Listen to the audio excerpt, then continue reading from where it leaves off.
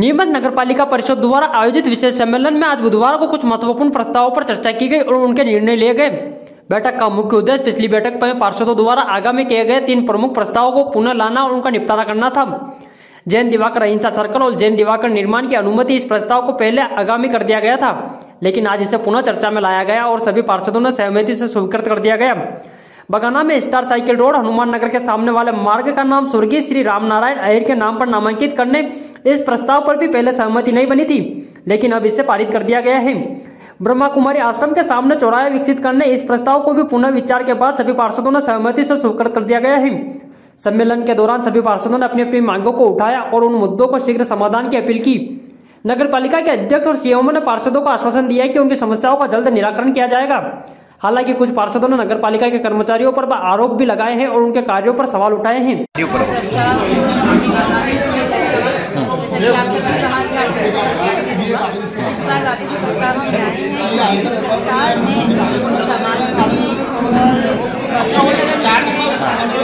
चौराया बन जाए ब्रह्मा कुमारी जैन समाज में हमारे चौथ महल महाराज साहब जी है, उनका जन्म स्थान नियमित रहा है और उसमें सिर्फ एनओसी देनी थी, उसमें कोई जमीन नहीं मांगी गई है, एक एनओसी देनी है और वो अपने पेड़ से वहाँ पर चौथ महल महाराज साहब जी के लिए अच्छा सुंदर द्वार बनाएंगे। जैसे पहले की परिषद में हमने शाम तोरण विभाग को भी एनओसी दी है, ये प्रकरण है। बाकी कुछ विषय पार्षद की सफाई को लेकर व्यवस्थाओं को लेकर हम लगातार प्रयास करते हैं। दिक्कतें अतिक्रमण को लेकर आ रही है लगातार शहर में, तो पहले भी मेरे द्वारा कार्रवाई करवाई गई थी, चाहे वो बच्चे नंबर 12 रहा हो या वो भी हमारा नर्सिंग कॉलेज के सामने भी अतिक्रमण करने की कोशिश की थी, तभी मैंने कार्रवाई कराई थी। अभी भी संज्ञान में जैसे ही आता है कि कोई विकास बाउंड्री वॉल की लगवाई जा रही है तो सख्त निर्देश दिए हैं कि जल्द से जल्द कार्रवाई करें। मैडम, पार्षद ही शिकायत कर रहे हैं ऐसे में अवैध अतिक्रमण सरकारी जमीनें जो हैं, आपके भाजपा पार्षदों ने आरोप लगाया खुर्द-बुर्द हो रही है। 1056 का मामला उठाया, उन्होंने आरोप लगाया कि वकील जो है केस हरवा देंगे, ऐसे में आप क्या फैसला लेगी? ये जो आरोप है ये किसी पे आरोप प्रत्यारोप नहीं लग रहे हैं, परिषद सर्वसम्मति से निर्णय लेती है और मान लीजिए मेरे भी संज्ञान में कोई मामला आएगा तो मैं यहाँ रखूँगी पार्षदों की समझ। पार्षदों का जो कोई मामला आया है तो अच्छी बात है, अवगत कराया है परिषद को। तो हमने पहले भी कहा है, हमेशा से परिपाटी जो रही है कि जो अतिक्रमण होते हैं या जो केसेस चलते हैं जिसका निर्णय उच्च न्यायालय से होता है और जो अतिक्रमण में कार्रवाई हमको करवानी वो हम करवाएंगे। लेकिन नगर पालिका की भूमि के बारे में लगातार जो नगर पालिका वकीलों की वजह से केस हारती जा रही है, आपको नहीं लग रहा है कहीं न कहीं बड़ा फैसला लेने की जरूरत है? देखिए, जो वकील है, जो पैनल है वो पहले ही बनी हुई है। मैंने अभी यही बोला कि अगर आपको लगता है कि नई पैनल खड़ी करनी तो आप मुझे बताइए, मुझे कोई दिक्कत नहीं है। पहले की पैनल जो है वो शायद बहुत सालों से चल रही है यहाँ पर। मेरे आने के बाद तो मैंने कोई नया वकील अपॉइंट नहीं किया है, तो पुराने ही वकील चल रहे हैं, पुराने ही पैनल चल रही है और ऐसे सैकड़ों केस नगरपालिका के चल रहे हैं।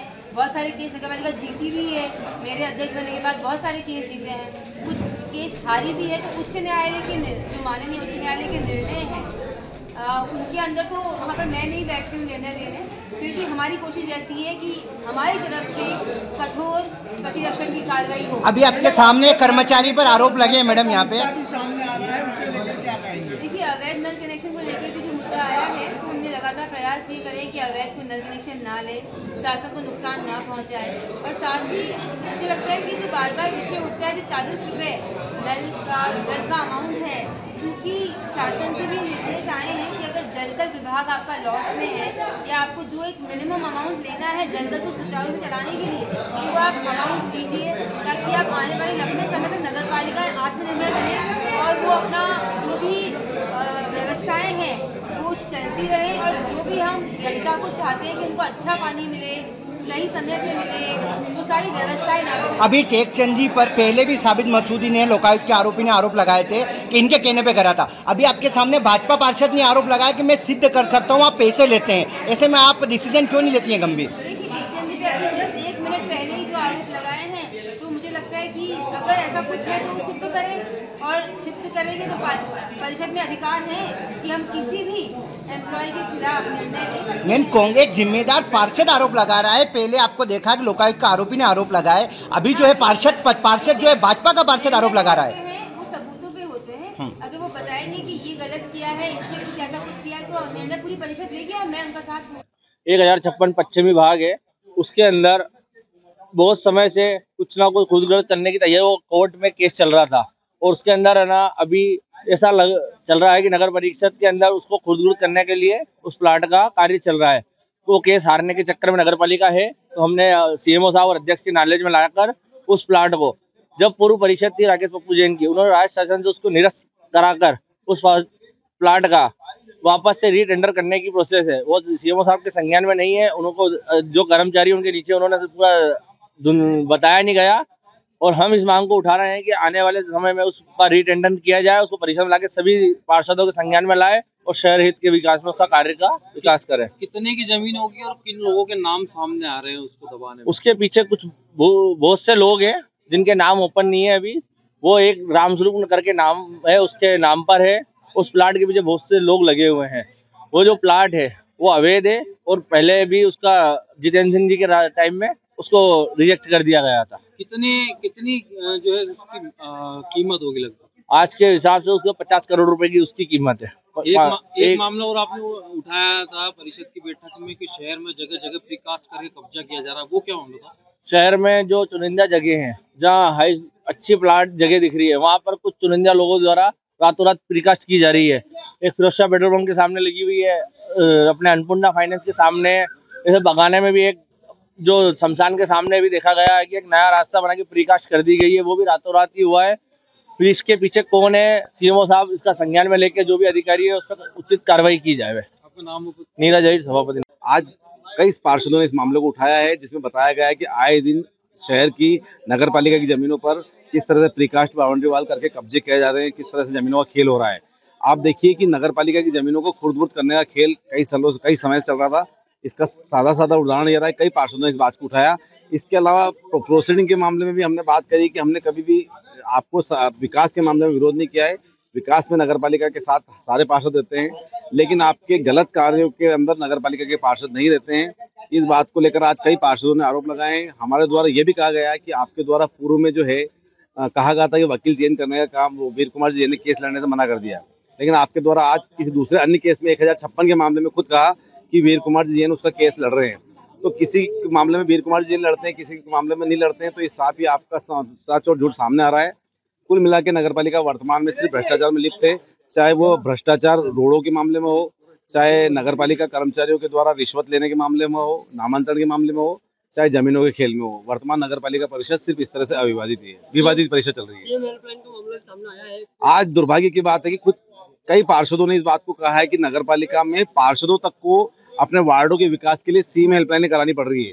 तो किस तरह से कार्य हो रहा है, आप जनप्रतिनिधि खुद सोचे और एक विचार करें कि वर्तमान परिषद के अंदर अगर विकास के लिए भी पार्षदों को सीएम हेल्पलाइन करनी पड़े, तो हमारी स्थानीय सरकार क्या कर रही है, किस तरह से जनता परेशान हो रही है कि उनके जनता के कामों के लिए वहाँ के जनप्रतिनिधियों को सीएम हेल्पलाइन या मुख्यमंत्री के द्वारा या राष्ट्रपति तक की शिकायतें करनी पड़ रही है, और वहाँ से पत्राचार होता है तब जाके नगर पालिका कोई काम करती है। तो वास्तविकता में नगर पालिका फेल हो चुकी है। इस बात को हमने सभी पार्षदों ने मिलकर उठाया है। आज सत्ता पक्ष के भी कई पार्षदों ने आरोप लगाए हैं कि वर्तमान नगर पालिका सिर्फ भ्रष्टाचार में लिप्त है। पूर्व बैठक में तीन प्रस्तावों को आगामी कर दिया गया था और इस बार उनको मंजूरी दे दी गई, क्या कारण रहा था? पूर्व परिषद में भी हमने ये कहा था कि सारी समाज को एक समान भाव से देखे और सभी समाज के प्रस्ताव लाए। आप जैन समाज के साथ में हम सब नतमस्तक करते हैं और हमने हमेशा सम्मान किया है, प्रस्ताव में हमने कभी विरोध नहीं किया है। लेकिन बार बार कुछ पार्षद जो है राजनीतिक द्वेषता की वजह से नगर पालिका अध्यक्ष कुछ पार्षदों को टारगेट कर इस तरह कहती है कि इन्होंने विरोध कर दिया और वो झूठी प्रोसीडिंग लिखवाते हैं। जबकि आप बताइए कि 4 पार्षद कभी भी किसी प्रस्ताव को रोक नहीं सकते, क्योंकि 40 पार्षद है, बहुमत से प्रस्ताव पास हो सकता था, लेकिन आपके द्वारा कहा गया कि 4 पार्षदों ने रोका। तो ये एक तरह से झूठी प्रोसीडिंग लिखने के मामले में भी कहा है। और आज आपके सामने खुद नगर पालिका सीएमओ ने कहा है कि वर्तमान परिषद जो है प्रोसीडिंग लिखने का खेल जो है आज लिखी और कल देनी पड़ती है। तो आज आपके सामने झूठी एक महीने तक प्रोसीडिंग नहीं देते, तो सामने आ गया। वृंदावन कॉलोनी जो कि मेरे वार्ड में आती है, और वहाँ पर 4 दिसंबर को जब बांग्लादेश की विरोध हो रहा था, हम लोग सभी दशहरा मैदान थे। उस दिन वहाँ के कॉलोनाइजर देवेंद्र माली और अंतिम जैन दोनों ने मिलकर के और वहाँ का जो नगर पालिका के द्वारा बगीचे के अंदर गेट लगाया गया था उसे उखाड़ कर फेंक दिया। उससे पूर्व में 3 दिन पहले वहाँ पर ताला तोड़ा गया था।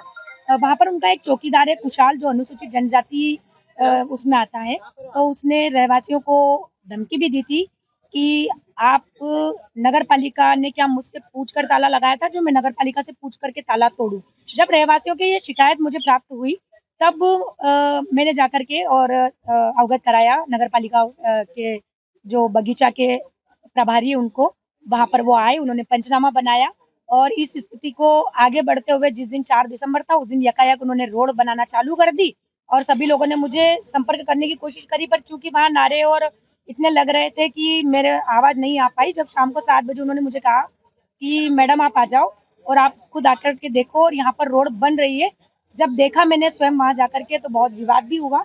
रहवासियों का कहना ये है कि अगर ये नगर पालिका के अधीन हो चुकी है, अपने आधिपत्य में ले ली है, तो फिर ये बगीचे के अंदर से ये रोड क्यों निकाल रहे हैं, और अगर ये रोड निकाल रहे हैं तो फिर ये नगर पालिका की कैसे हुई। तो जब मैंने कॉलोनाइजर से पूछा तो उनका एक ही कहना था कि ये मेरी जमीन है और मैं इस पे जो चाहूँ वो करूँ, मुझे नगर पालिका से परमिशन लेने की कतई आवश्यकता नहीं है। तो मैंने उनसे सहज रूप से कहा कि भैया अगर आप बोल रहे हैं कि ये जमीन मेरी है तो कोई बात नहीं, आप कागज ले आइए ताकि रहवासी भी संतुष्ट हो जाए और मैं भी संतुष्ट हो जाऊं। तो उन्होंने कहा था कि मैं 2 दिन में मैं अभी कागज मंगवा रहा हूँ, लेकिन उस समय से लेकर आज तक कोई कागज उपलब्ध नहीं हुआ। मैडम, क्या आप मानती है कि शासकीय संपत्तियों के ऊपर हड़पने के लिए जो हौसले हैं वो बुलंद हो चुके हैं उन लोगों के वर्तमान में? देखिए, जो मेरे ही वार्ड का अगर मामला है तो ये बात सही है कि जो मैंने प्रत्यक्ष रूप से देखा है कि जिस प्रकार से सरकारी संपत्ति जो नगर पालिका का गेट लगता है, अगर वो उखाड़ कर फेंक देते हैं तो ये एक बहुत बड़ी क्षति हमारे शासन को और सरकार को होती है। कि यहाँ पे खेत नंबर 8-1 का मामला भी सामने आया। वहाँ पर भी मुझे शिकायत मिली थी, मैं वहाँ गई भी थी।